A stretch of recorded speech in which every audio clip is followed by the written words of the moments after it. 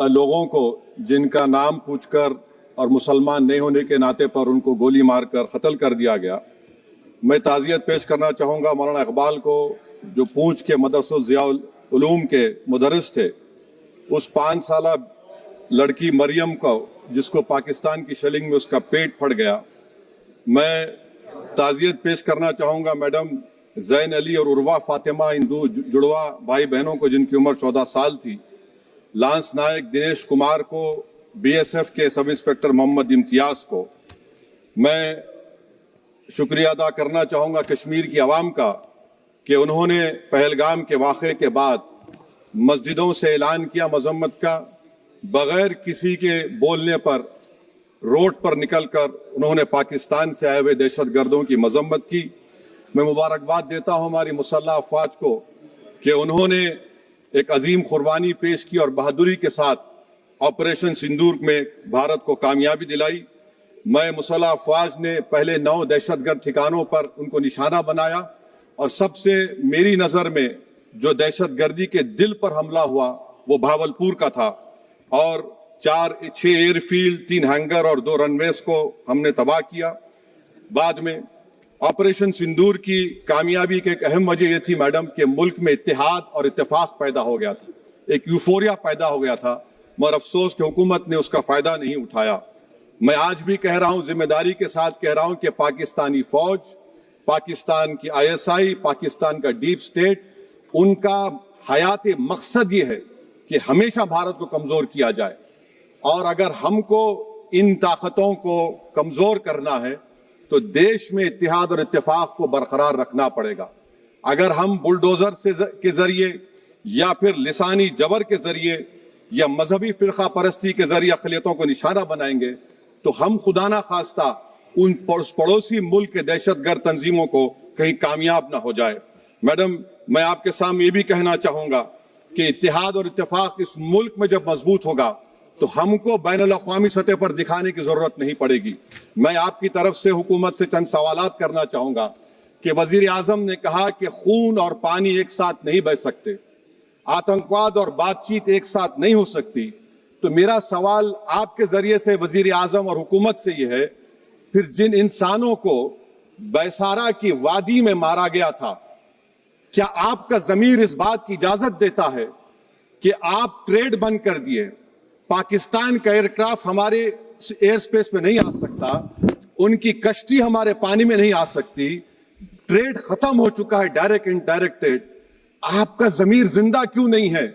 किस सूरत से आप पाकिस्तान से क्रिकेट मैच खेलेंगे जब हम पानी नहीं दे रहे हैं? 80% पानी पाकिस्तान का हम रोक रहे हैं, यह कहकर के पानी और खून नहीं बहेगा, आप क्रिकेट मैच खेलेंगे? मैडम, मेरा जमीर तो गवारा नहीं करता कि मैं उस मैच को देखूंगा। क्या इस हुकूमत में इतनी हिम्मत है कि उन 25 मरने वालों को फोन करके कहे कि देखो हमने ऑपरेशन सिंदूर में बदला ले लिया, अब तुम पाकिस्तान का मैच देखो? बड़ी अफसोस की बात है मैडम। मैडम, अकाउंटेबिलिटी किस पर है? पहलगाम किसने किया? 7.5 लाख हमारी फौज और सेंट्रल पैरामिलिट्री फोर्स है, ये कहां से 4 चूहे घुसकर हमारे भारत के नागरिक को मारे? अकाउंटेबिलिटी किस पर फिक्स होगी?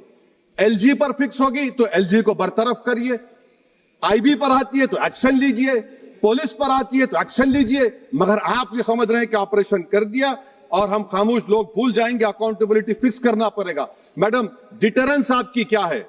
आपने सर्जिकल स्ट्राइक किया, आपने बालाकोट किया, फिर ये पहलगाम हुआ, तो आपकी डिटरेंस की पॉलिसी नाकाम साबित हुई, कश्मीर की पॉलिसी नाकाम साबित हुई, 370 हटा दिया आपने एक रियासत को यूटी बना दिया और उसके बावजूद भी दहशतगर्द वहां पर पहुंच गए।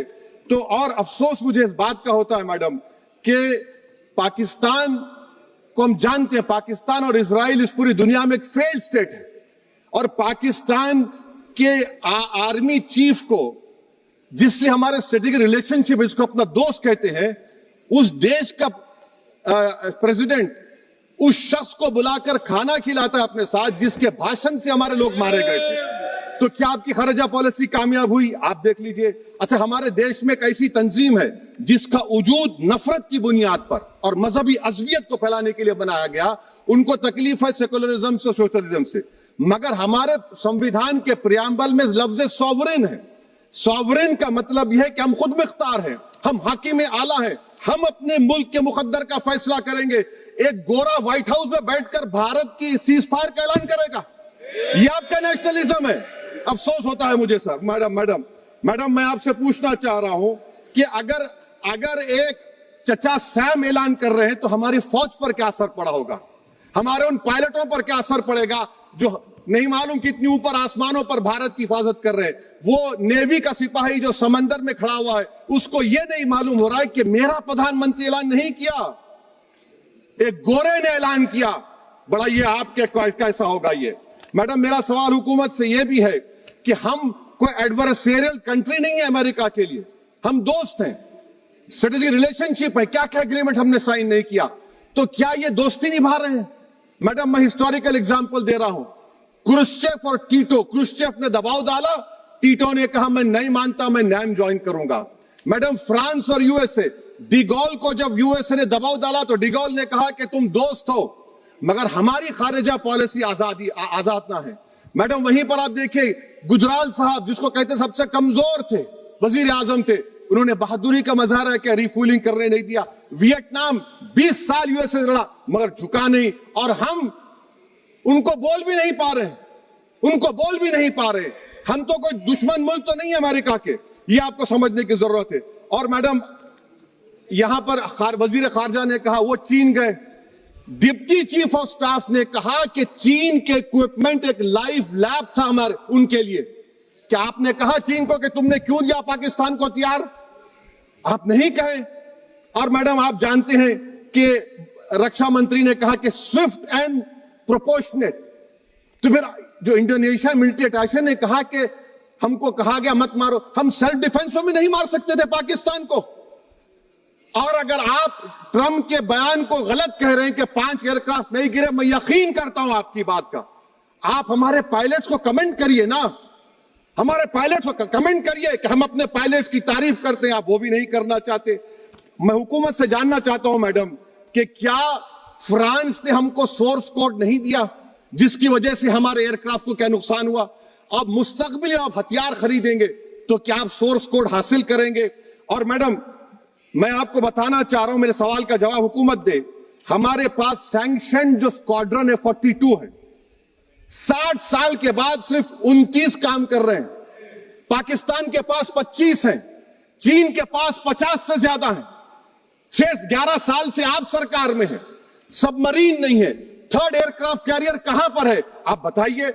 और मैडम FATF में लाना पड़ेगा आपको। अगर आप विश्व गुरु हैं तो हम आपको चैलेंज कर रहे हैं, आप G7 के कंट्रीज को, GCC को और चचा सैम को राजी कराइए कि पाकिस्तान को, मैडम खत्म कर रहा हूं, FATF में दोबारा लाया जाए।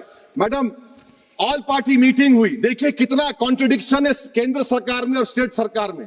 ऑल पार्टी मीटिंग में था, केंद्र सरकार ने कहा कि नहीं बैसारन मिडोस पर तो कोई जा ही नहीं सकता, जून से पहले इजाजत लेना पड़ेगा। बाद में हमको मालूम हुआ कि साल भर खुला रहता मिडोस सिवाय बारिश और स्नो के। ये कॉन्ट्रडिक्शन है केंद्र सरकार में। वहां पे मैं हुकूमत से मुतालबा करता हूं मैडम आपके जरिए से कि कौमी सिक्योरिटी को, नेशनल सिक्योरिटी को, खारिजा पॉलिसी को, फॉरेन पॉलिसी को राजनीति का मुद्दा मत बनाइए, राजनीति का मुद्दा मत बनाइए। ये हमारे मुल्क में मुफाद होगा, हमारे मुल्क के इत्तेहाद और एकजुटती को आप एक वोट का जरिया मत बनाइए। और मैं एक आखिरी बात पूछ रहा हूं मैडम, क्या चीन ने हमसे कहा था कि सीज फायर कर लो? और कैसे पाकिस्तान ने हमारे पायलट्स की बातों को सुना कि हमारा कम्युनिकेशन एनक्रिप्ट नहीं है? मैडम आखिर में मैं अपने शेर से इस अपनी बात को खत्म करूंगा कि अपने ही हाथों से सर अपना कटाना है हमें, मादर हिंद पे भेंट चढ़ाना है हमें, किस तरह मरते हैं एहरारे वतन भारत पर, ये तमाशा है जो दुनिया को दिखाना है हमें।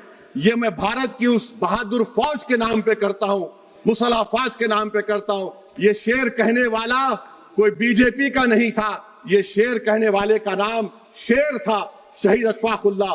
मैं फिर से हुकूमत से कह रहा हूं, पाकिस्तान टेररिज्म करेगा, आप तैयार हो जाइए। आप चीन से मोहब्बत, कितना इम्बैलेंस हुआ ट्रेड का, कितना इम्बैलेंस हो रहा है चीन से। अच्छा जब गलवान हुआ उस वक्त भी ट्रंप ने कहा था कि मैं बात करूंगा, हमने कहा नहीं बात करेंगे, जरूरत नहीं है।